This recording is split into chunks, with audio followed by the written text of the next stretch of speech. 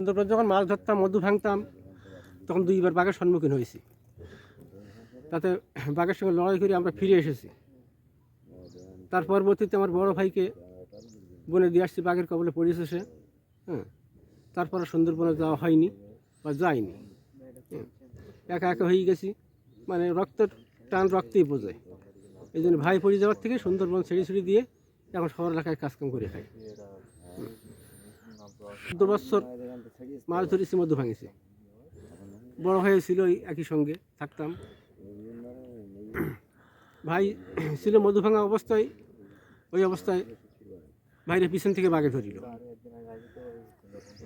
তো সেদিন তাটা ফিরিয়ে আনা যায়নি। দ্বিতীয় দিন শহরের থেকে মানুষ নিয়ে তারা ফিরিয়ে আনা হয়। বহু চেষ্টার ফল। চেষ্টা করেছিলাম কিন্তু তারা ফিরিয়ে আনতে পারেনি। বহু চেষ্টা করেছিলাম, কিন্তু বাঘ অনেক তো একটু মানে হিংস্রতাই। হ্যাঁ, তারপরেও মানে অনেক বাঘ আছে, তারা মানুষের মানে না। এই জন্য আমরা তারা প্রথমত ফিরিয়ে আনতে পারিনি, দ্বিতীয়ত তারা ফিরিয়ে আনছিলাম। দ্বিতীয় দিন যেয়ে খুব কষ্টের উপর দিয়ে কি বলা, যখন ফিরিয়ে আনছিলাম তখন তার সমস্ত দেহটা পাওয়া যায়নি, অর্ধেক পাওয়া গিয়েছিল।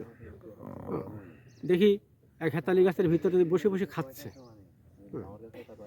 বহুত ওই লাঠি সোটা দিয়ে বাড়াবাড়ি করার পরে সে লাশ ছেড়ে চলে গেল। চলে যাওয়ার পরে আমরা তার কুড়িয়ে পেলাম, অর্ধেক বডি। মানে অর্ধেক বডি মানে এই সাইড থেকে এই এক সাইড পাওয়া গেল, বাম সাইডটার এখান থেকে বাম বাহু সহ বাম পা সহ পাওয়া যায়নি, ডাইন সাইডটা পাওয়া গেল।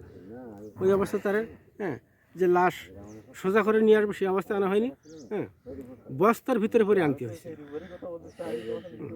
এনি কোনো অবস্থা তারা গোসল টোসল দিয়ে দাফন করা হয় বাড়িতে। নাম ছিল মোহাম্মদ নুর ইসলাম গাজী। আপনার নামটা? মোহাম্মদ শহীদুল ইসলাম গাজী। তখন মধু ১,১২০০ টাকা কেজি। মধুটা আগে যখন মধুটা ভাঙতাম ছিল, তখন মধুটা মানে খুব বেশি আকারে পাওয়া যেত।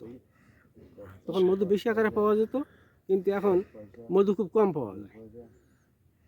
বিধায় যখন প্রথম মধু ভাঙিয়েছি তখন আমরা 150 টাকা কেজি, 200 টাকা কেজি, 300 টাকা কেজি। এখন বর্তমান 1,000-1,200 টাকা কেজি। তখন মধু প্রচুর মিলতো, এখন মধু কম মেলে।